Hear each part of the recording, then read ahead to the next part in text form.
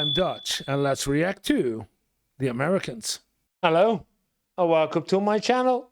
My name is Johan, and I'm a typical Dutchman. And if you're planning to come over to Europe for your holidays or to live here, or you're wondering why is everything in America so expensive in comparison with Europe, then you are at the right place.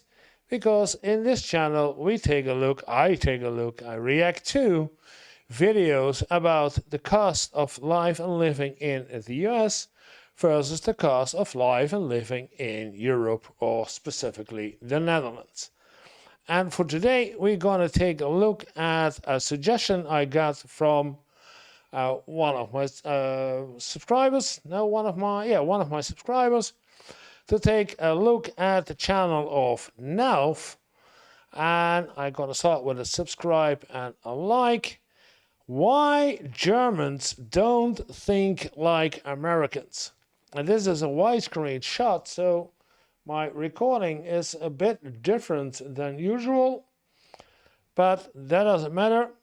It's viewable, and let's take a look why Germans, and I dare to say why Europeans, me included, don't think like Americans. Maybe I can find some clues that it's specifically for Germany, or is it for the Europeans? Let's take a look. The United States is about 28 times larger than Germany. For starters, yeah. And land is not just land. The size of a country you live in can change the way you see things. I feel like I always knew this subconsciously, but it wasn't until the other day on our app Quiver that another user made me think deeply about it. The prompt of the day was, what is something you like or admire about your home country? My answer had to do with how much I appreciate the size and different things the USA had to offer. Another user commented about how that large size could possibly affect the American mentality differences and attitudes compared to Germans. And you know what? Yeah. Oh. But she's right. She is right. Yeah, that could be. Having all those space around you and having an entire world within one nation with all those diversity of cultures within one nation, from the west to the east and from north to south, and those many differences in nature and nature reserves and big cities and small cities, rural areas, and everything is in America. Yeah, that could change how they think versus how we think in Europe. And if you want to be a part of fun and unique conversations every day, join us on our app, Quiver.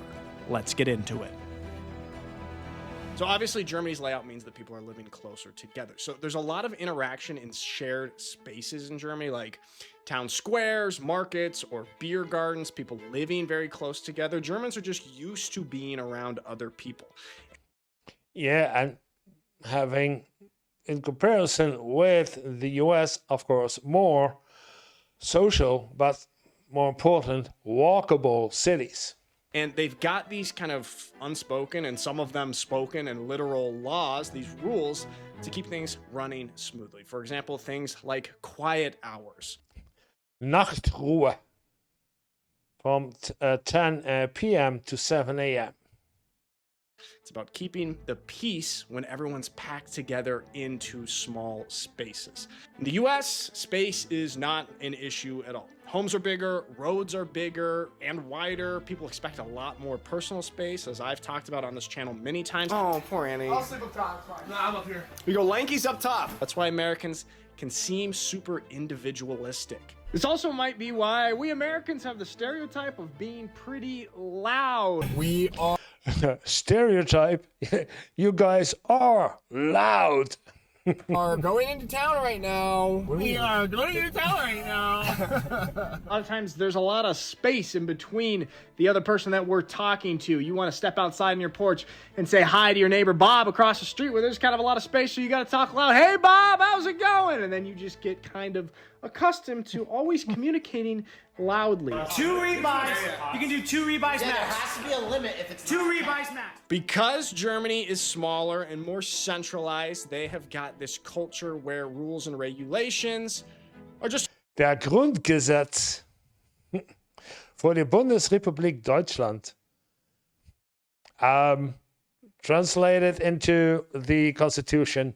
a part of life. You've heard me talk about this quite a bit, whether it's recycling, it's healthcare, or it's infrastructure. Germans expect the government to step in and make things work efficiently. It's like they trust the system to keep everything running fairly and smoothly. However, in the United States, things are a bit different. I mean, the sheer size of the country means that there's a lot of regional autonomy. Yeah, each region, each state has its own government with a governor. And if you compare it to Europe, you could say that Germany, you could say this Germany, and we have the Netherlands and Belgium and Luxembourg and France and Spain, and each region has its own government and its own rules. So in that way, we are the same between the states, as in 50 states, as in Europe, 50 European nations. The only difference is 50 different languages versus one language. Each state in the US has kind of its own way of doing things. State laws are very important, and people are often skeptical of the federal governments, that's the national government, stepping in. Americans really like the value of individual rights, so you'll see a lot more debates about things like healthcare or even gun ownership. So I think these Yeah, those two are the biggest one. huge, vast areas of lands and these people that are living in pretty isolated situations where there's, miles and miles between them and the next person. You oftentimes find these type of people to be pretty libertarian. It's a good thing you did today. You broke a rule. It shouldn't have been a rule in the first place. You did it for the right reasons. Thanks. Who really want government to back off. They want to live their own life, be left alone. I'm also surprised that kind of libertarian movement is not bigger in Germany. Germany is a country that has suffered from 2 totalitarian governments in the 20th century. Yet, kind of this libertarian attitude does not really seem to be He's even now really loud. Okay. prominent. I know there is technically a political party, the FDP, that's kind of leaning sort of that Yeah. direction, but I think libertarian attitudes are much more More extreme rights, the Freien Demokraten, yeah. prevalent in the United States. Look, in talking about these 2 different countries, Germany, the United States, well, sometimes it doesn't matter at all where you are in the world. That's especially if you want to access certain things on the internet, because you can do that no matter where you are with CyberGhost VPN, the sponsor of today's videos. CyberGhost is a world-leading VPN or virtual private network that has over 9,000 servers in 90 different countries that allow you to switch your IP address in between. This allows you to remain protected and anonymous online. It's especially important in this day and age where hackers and data brokers want to get your information and they want to sell it, and CyberGhost helps protect you from that. Anytime I'm accessing Wi-Fi, especially in public, I turn on CyberGhost on my laptop and my phone. It's the most recommended VPN on Trustpilot. It's got over 38 million users worldwide. Not only does it provide you digital security online, but it also allows you to watch geo-block content that might not be available where you are. I use it all the time while I'm here in Germany. I switch my IP address back to the United States so I can access streaming platforms like HBO and Paramount Plus, things that are geo-blocked here. And for my German viewers, do you want to be able to watch Formula 1 again for free? Well, with CyberGhost, you can. You can switch your IP address to Austria and watch for free on the ORF channel. It works on every major platform, and one account can be used on up to 7 different devices, so you can share it with your friends and family. If you guys use the link in the description to try out CyberGhost, you'll get a great deal, 83% off, paying just over €2 a month, plus 4 months free, plus there's a 45-day money-back guarantee, so it's... Yeah, if you guys want to do this, then use the link in his video because, yeah. risk-free.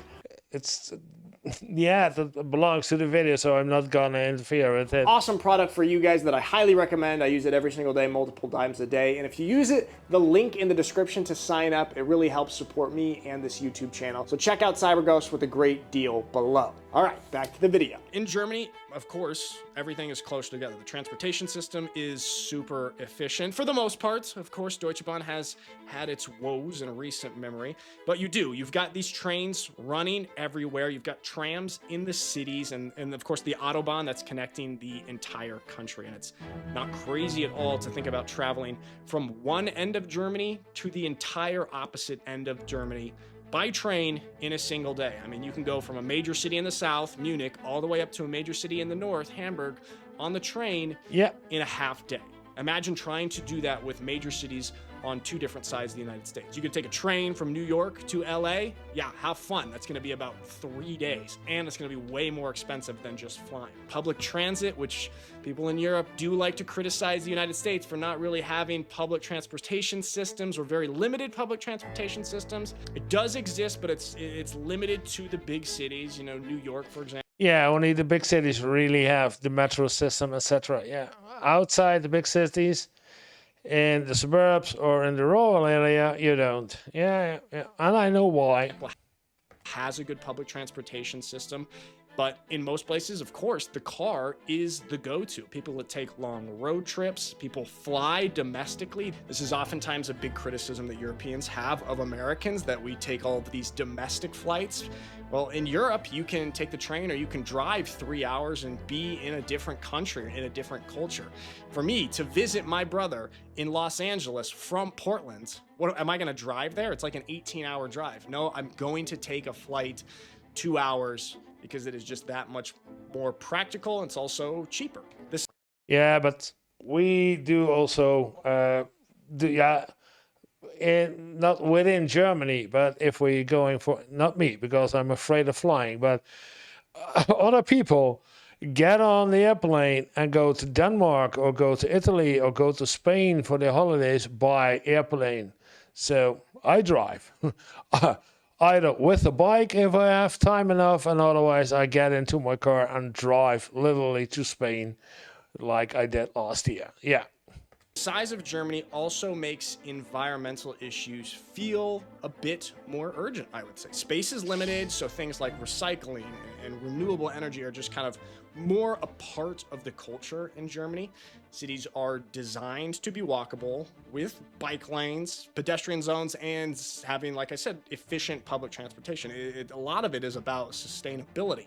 But in the US, there's kind of this sense of abundance. I mean, there's way more space, there are more resources, so this urgency that you see in Europe surrounding environmental issues and attitudes, you don't often see or don't see as much in the United States. You see big suburbs, you see people totally dependent on cars, you see domestic flights. That's kind of... Yeah, he's right. That's what I see mostly when I would look at the videos of United States about everything. Yeah. Reflects this mindset. History and identity. Germany's smaller size and its central location right in the middle of Europe have made it at kind of the crossroads of cultures and conflicts. German history is everywhere. Castles, cathedrals, monuments that remind people of their shared past. That's why Germans tend to be so reflective and connected to their heritage, in my opinion. To their history. Okay. The US, on the other hand, it is kind of all about expansion and reinvention and innovation. The idea that the frontier is a big part of the American story. It's kind of so ingrained into the American ethos. It's less about history and more about moving forward. So Americans are always looking to the future, which is exciting, of course, on one hand, and you get a lot of innovations. Yeah, a lot of things happen over there.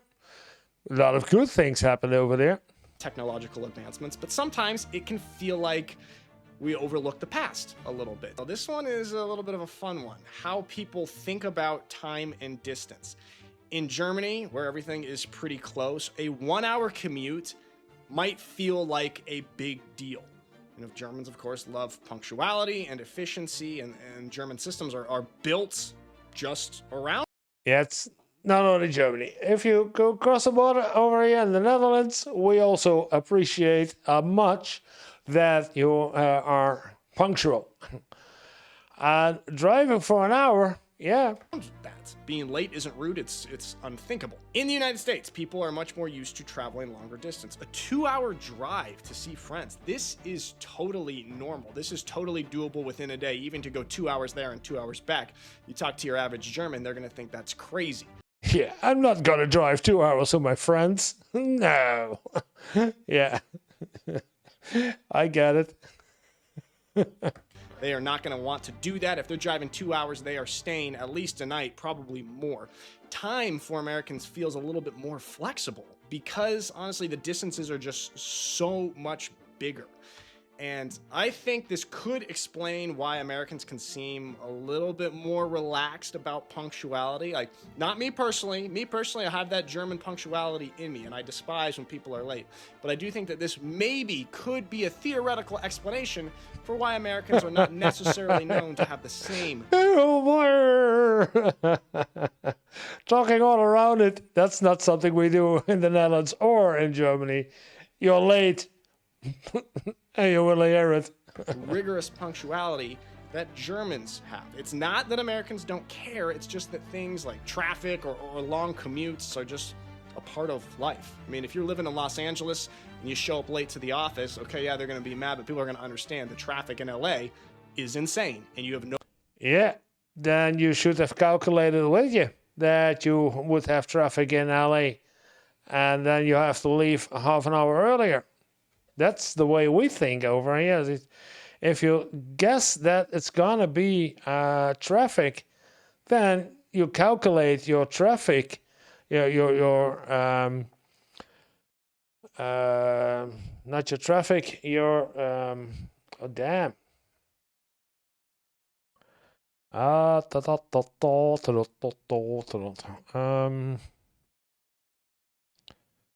Yeah. Lost the name, but then you have calculated in it, and then you are still at your work at the time that is expected of you. No other option but to take a car. So that is why maybe there's a little explanation there. If you've got any other differences that you think are explainable by the differences in size between our two countries, let me know in the comments below. Shout out again to the sponsor of today's video, CyberGhost VPN. Check them out with the link. Yeah, video, high speed, a lot of stuff, but why Germans don't think like Americans, explained in the way that America is big, vast, and Europe, or in this case Germany, with all its states, is small. And I think living in the Netherlands, looking through Germany, yeah, even Germany is already big. To me, I know how big America is. Not to mention Australia, how fast there everything is. A traffic jam. Yeah, that's the word we're looking for, traffic jam. Yeah, you have to calculate inside that you can get into a traffic jam. So leave half an hour earlier, and then you will be always on time. Yeah, that's an interesting way of looking at it. If you think a different way, then let me know. And if you like the video, then press like. And if you want to see more of these videos, then this is a good way to start with. And otherwise, please press on the subscribe button. It would mean the world to me if you actually clicked on the button. Thank you for watching, and see you in the next video.